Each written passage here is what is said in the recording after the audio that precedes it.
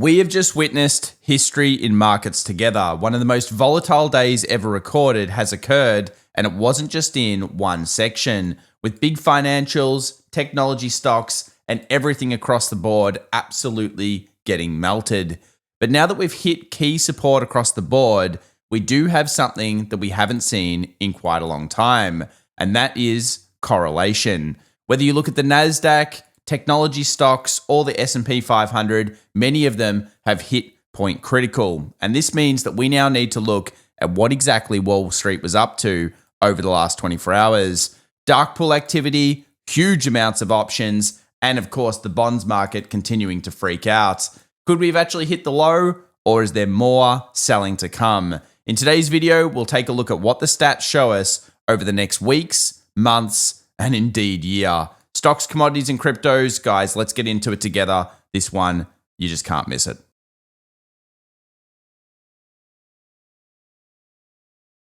Well, welcome back everybody to The Daily Show. My name's Tom, and in today's video, there is a lot to discuss. Extreme fear hit an 8, which you'd think is a lucky number, but not in this case. And of course, everybody is panicking, and rightfully so. One of the biggest sell-off days ever recorded has just happened. What does it look like compared to others? In today's video, we take a look at the macro, the key levels, and of course, the data that you need to know.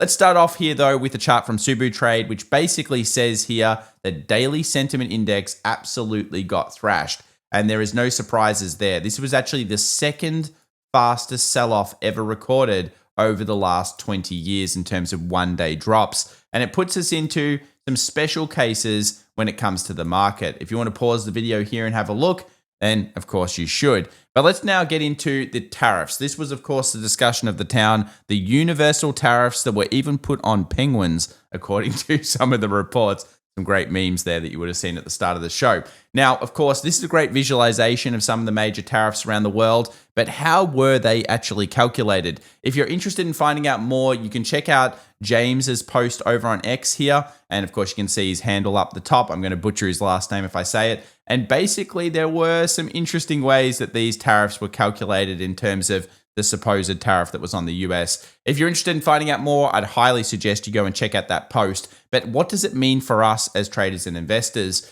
Well, unfortunately, the tariffs are incredibly hard to understand. Now, why is that? Because tariffs can be seen as inflationary or even deflationary depending on where the economy is at the time. And you may say, what are you talking about? I thought they were always inflationary. Well, we'll get into that on our special weekend edition show where we'll go through the macro and we'll break it down more together. But we have actually other important things to talk about. The jobs numbers are coming out in less than 24 hours. And of course, we're about to see the Federal Reserve.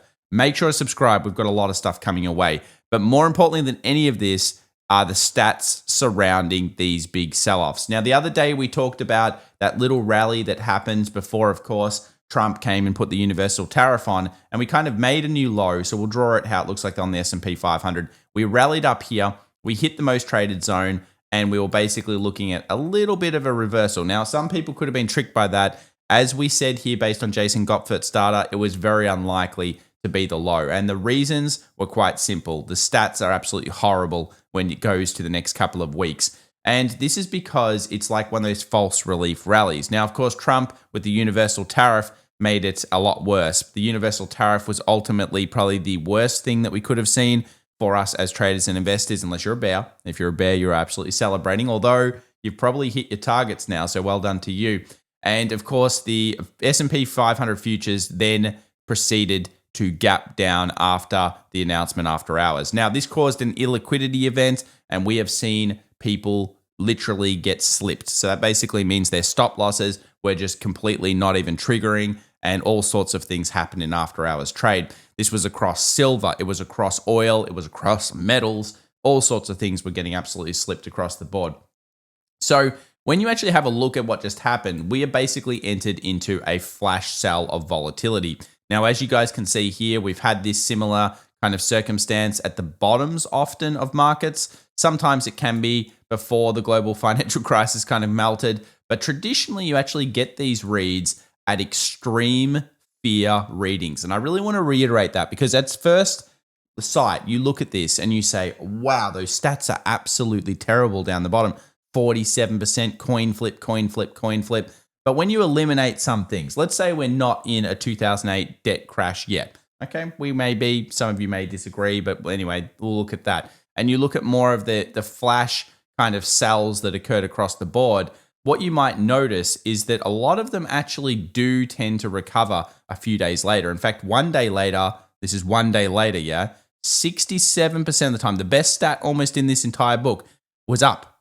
Yes, that means that we actually could be bouncing off this exact level we are right now if you take into account these types of flash sells. Great stat here, very interesting times. One thing's for sure, we've said this all year on this channel, do not be over levered this year because it is incredibly unpredictable from this point. We were defensive. We obviously talked about Chinese stocks, gold, silver, which we'll talk about soon because that obviously dropped 6% in last night's trade or today's trade.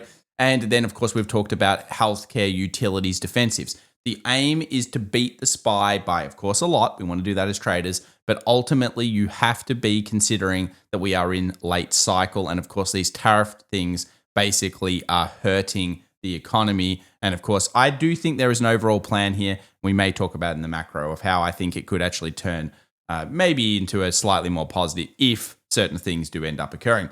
Now, let's talk about the Ray Dalio concepts here of at least inflationary kind of aspects of tariffs. And you can see here that generally stagflation is the go. Now, in stagflation, there are three main asset classes that people look for, and this is why they've been doing quite well. The first one is generally gold and metals. Actually, property can do okay in terms of existing properties, obviously. And then you can see metals as well. All right, so just generally metals across the board.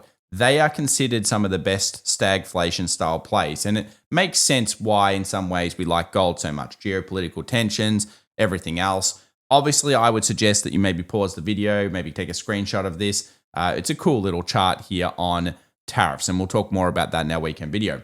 Now, we've got the jobs numbers coming, guys. These are some weird stats here in terms of the expectations for the non-farm payrolls.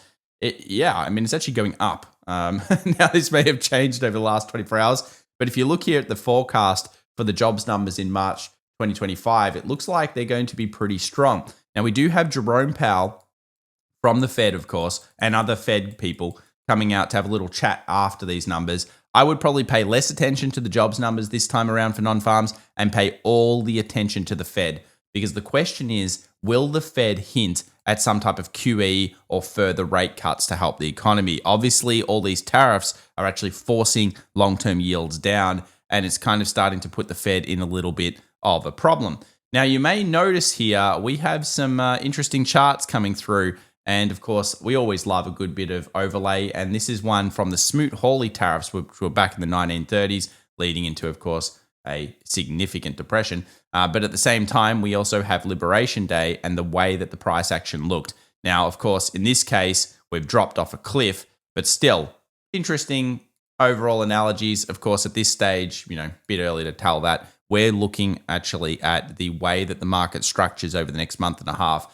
It can still save itself, but it almost has to bounce around these levels. Pretty much this was the level we thought it would bounce at. This was the bottom of our red box, and you'll see that very, very soon. So what happens when you have some really bad performance days? Well, as you can see here, Charlie has got some excellent stats coming through for the first 63 days of the year. We are at negative 8.2%. That's not the worst we've ever seen recorded, but it's certainly up there. And what you'll notice here is a lot of the time markets will recover, or they're actually not going to get that much worse. Now, of course, there are some that get extremely worse. So these stats you have to take with a grain of salt, but there are some good cases. Keep an open mind to both things. We could technically take away a lot of these problems with the click of a finger if some of these tariffs were removed. Not all the problems, there's damage done now, but of course we could take away some of these issues. Now, as we know, some of the highest profile traders and investors out there have been cashing up. One of those has been Warren Buffett, and he's been cashing up pretty hard, well over 25% of his entire fund. He'd be probably laughing right now in terms of looking at this and saying this is not too bad. And there are some reasons why. Mostly, I believe he was looking at valuations, margin, and a few other things. But so far, Buffett's been correct, and we first reported on that a little while ago, probably 3-4 months ago. Now let's take a look at the other problems. And the first problem here has to be the quarterly streak was broken. As of the end of March, we actually went negative. We ended up with a negative red candle on the monthly. Pretty rare to get those in the current market post QE, post 2009 era. But when we do see them, often the next quarter can be up, down, and all around, as in it gives a lot of volatility, generally does end positive, and then the next quarters after that, not so good. So this is a counter stat based on the newest, latest data that we have that kind of shows us there. Now, the VIX also spiked up, and I'm sure you guys are aware it went over 30, which is a pretty high number. Obviously not anywhere near the pandemic levels. But when you close above 27.3 and you do that at least 11 times, this comes as of Seth Golden, you'll actually end up generally being in a market that will end the year in red. So right now we are at count 2 and we have hit 27.3 twice. So will we continue to stay in the high VIX environment? If we do it 11 times, it's a bad sign, and it really stacks on to home builders, bonds, and of course, that correlation with bad markets. Now, let's talk about some of the big dark pools. And there were a couple of big ones that came in right at the close. You have to suspect these were buys because they were sweeps. And what a sweep is a very fast transaction. Sweeps here led to buys soon after. Sweep here, we'll see. Obviously, it's a bit early. Sweep here led to sells. So actually, the traders of DDM, the big ones anyway, they've been pretty good at picking bottoms and tops. And of course, it doesn't mean it's going to be, but you could see some relief here. This is clearly maximum fear. Like people are absolutely like 10% down Apple, these types of things. They generally do see relief. I was surprised we didn't get any relief during the session, even though we closed on those lows. Some other good signs for buyers, although be very cautious, guys. Volatility's in the air. Two massive closes on a S&P 500 bear fund. You can see them up here right at the close. Bam, bam, big trades coming through. That basically could be somebody getting out of their sell positions. Are we seeing enough evidence yet? No, but we are seeing what we like to see, which is correlation across asset classes. It's been one of the best picks for actually getting lows. And I told you guys on this channel, we couldn't see correlation on the NASDAQ, on the other pairs. All of a sudden, they're all hitting technology, NASDAQ, silver, S&P, we got correlation matrices all over the place with some key levels. Now, that's, of course, going to need to see some bid coming through it. Now, the good news for bulls, there's not much, but the good news for bulls potentially is 17 of 24 of the last big sells have stopped at 14% or less. We're currently negative 12. Remember, at the start of the year, we expected a negative 10%. Obviously, how and why, we didn't really know. But in this case, yeah, it's been tariffs. Two things you'll need to see improve for this market to really rally through: semiconductors, technology stocks. If they don't recover, you're not going to get a proper recovery. It's just going to be like a defensive rotation. And funnily enough, this year it's actually been okay if you're in the right defensives. Staples, healthcare, utilities, you're not even down. It really is one of those weird markets. But financials did join in over the last 24 hours. I want to repeat that. Financials started to sell. Now, we haven't seen that. And you're going to see a chart later and you're going to be like, oh, that's not good either. Now, of course, will we start a recession? The odds are starting to get worse because basically what's happened is we're about here. And of course, we're following at this stage the potential recessionary path. We need to soon find a recovery. And at this stage, it's just going to be up, down, all around, lots of vol. Whenever you get these types of extreme sells, you get extreme rallies, extreme sells, extreme rallies, and you really do need to look for structure. The other good case for April, which could still turn positive, I know a lot of you guys think that's not possible, but anything's possible in markets, of course, which is that, of course, when you have that good January, you do tend to have an okay April. We'll find out whether we get that. Some other notes as well, I just wanted to kind of put in here. That big trade the other day that led on to the rally into, of course, the Liberation Day speech. They may have closed that trade. I didn't see a big one, though. And then, of course, at the moment, they'd be about there in terms of the level. Remember, these guys do not traditionally have stop losses, so it probably still was a buy at those zones. And then they may have got unlucky, or they're just going to hold that position, and it's not too bad a price either way. What about the flows? Crypto actually turned pretty good throughout the session in terms of it held up very nicely. And obviously, we saw this chart almost doesn't do it justice. Throughout the day, negative 10% on KRE, negative 5% on financials. What a crazy session in some ways. If you have a look here, the last 5 days, utilities, healthcare, gold, and staples. That's what's up. the bad signs, the growth sectors. You don't want to see your financial markets getting smashed, and you do not want to see your tech getting smashed. And of course, that is exactly what's been occurring. Let's now move over to the S&P 500. You guys can see here that the S&P is hitting into these massive kind of demand lows. Now, that is a nasty weekly candle. It'll be interesting to see how it closes. It hasn't closed yet. This is the major support. This is major support. Just under 5,400. I'll show you where we had it over the last. I haven't modified this. So this is the level low that we had. It's slightly underneath that. Obviously, most traded zone is up here. Funnily enough, that is now the options one-day move.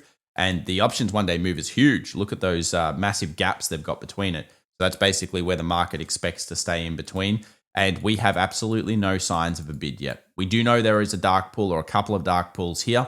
So dark pool liquidity is there. More importantly than any of this, though, I want to go over to the options. Have a look at this. I'm going to zoom this in for you so you guys can see it. Look at this, 5,400, 5,400, 5,400, 5,400. It doesn't matter where we look, even in June, 5,400 puts everywhere. There's like a plague of 5,400 puts. They are everywhere. The options, it's all changed this week. So many, the calls just came in before Trump's announcement. They got mutilated. And now, of course, we've come down to a super put wall. I mean, super put wall. It's unlikely. It's not impossible, but it's unlikely that this won't be a significant level to be, looking for structure in markets.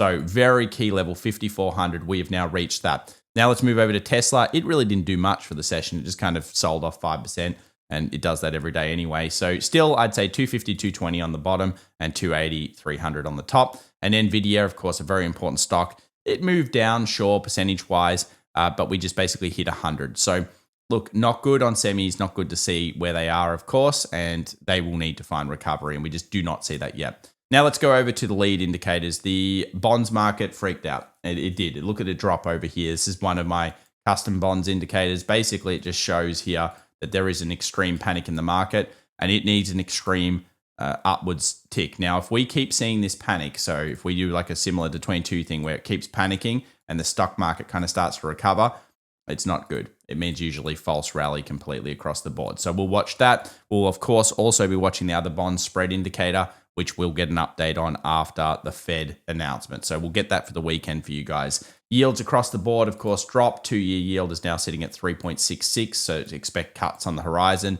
and an accommodative Fed. That's what the market wants. And home builders in the dirt. Now, this has actually gone from the top to the bottom at 30%. That is a bad sign, again, for the upcoming economy. So all of these things, are issues. And it's not like the first time we've looked at home builders, but certainly an issue here across the board.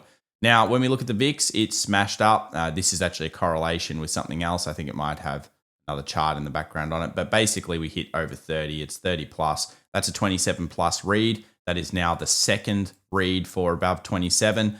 We continue to see this, and we continue to see high vol. Remember, 11 plus, not good. That is again another sign towards recession. And I think at that point, with also lows, that would probably be, the market would probably be struggling even more at that point. You can pretty much put in a red end of the year.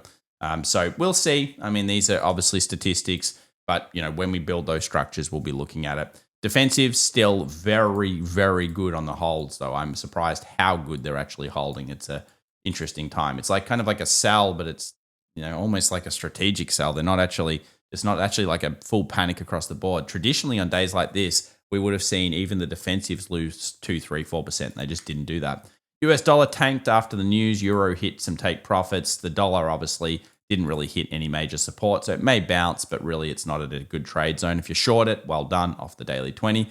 Gold rallied, dropped, did all sorts of things.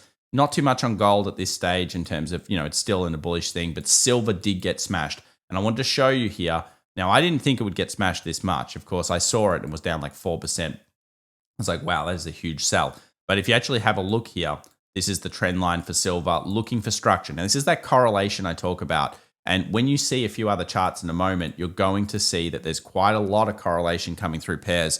We just didn't see that for days and days and days. Now we're starting to get it. We're starting to get it across assets. And remember, this is one giant ecosystem. So when you think about markets, when you think about all of these different supports getting hit, it's really important to see them all happen at the same time. We don't have really one necessarily for oil yet, but you will notice this is still that critical low, and that was a huge sell from oil. So again, there are certain metals. You can see copper here also falling significantly. Did it hit anything? Hit the previous resistances. Again, not a bad level, not super correlation. Silver though, trend line, previous support, looking for structure there. We'll be on top of that one in next videos. Let's have a look at HSI. HSI basically building demand around this zone. We'll see how it plays. No signs of super bid there in Chinese markets just yet. And as we mentioned, Tesla is not doing much really. It's just kind of sitting. So we'll come back to that one. Now the big guns, technology stocks and semis, they are all on heavy support. And yeah, this is one of those things that when you look at it, the heavy support here across the board, this is again a correlation coming in for markets. So yeah, big levels being hit, weekly importance. Obviously the Fed, you load up semis. Semis look absolutely dire, of course. And on the weekly here, they're just underneath the correlation support. So if you actually look here, semis looking like they're closing below that.